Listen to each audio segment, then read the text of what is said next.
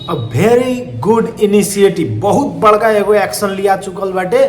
आयो नुनको एमआरपी भन्दा बेसी मूल्यमा यदि कुनै पसलवालाले बिक्री गरिरहेको छ भने उसलाई 3 लाखसम्मको जरिवाना हुने व्यवस्था मिलाएको छ सरकारले।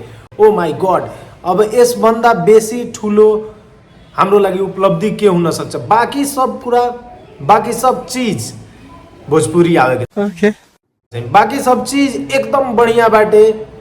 फ्यूल के मूल्य, कपड़ा लत्ता के मूल्य, अपने के vehicle tax, income tax, employment opportunities से लेके अन्य बाकी पैरामीटर सब एकदम ठीक मिल रहा। खाली एगो चीज मात्र कमी हो गई रहा कि नून के भाव बढ़ते चलत रहा।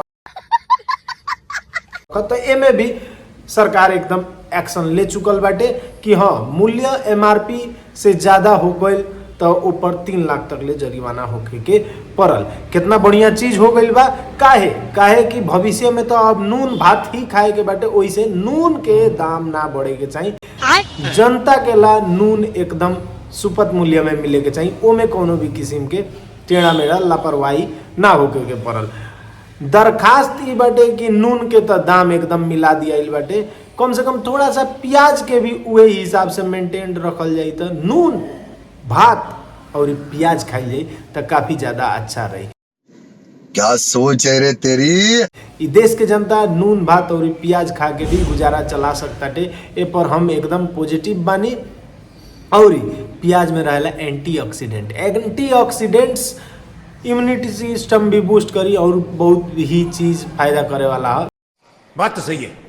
तो वही से सरकार से निवेदन अनुरोध बाटे कि जेंगा नून पर इतना कड़ाई बाटे वहींगा प्याज पर भी कर देती, ताकि नून भात प्याज खा सकी हमनी के देश के जनता। काहे कि आगे तो उहे खाए के बा, दूसर चीज तो मिले वाला नहीं के। जौन हिसाब से budget planning, budget utilisation, employment creation और बाकी सब चीज के मूल्य कंट्रोल करके रखल गई बा, इतना विकास भइल बाटे। उसे हम ये आस कर रहल बानी, शायद अपने लोग भी ये आस कर रहे तो कि जय नेपाल, ऐसे ही बढ़ते रहल जाओ, तरक्की करते रहल जाओ।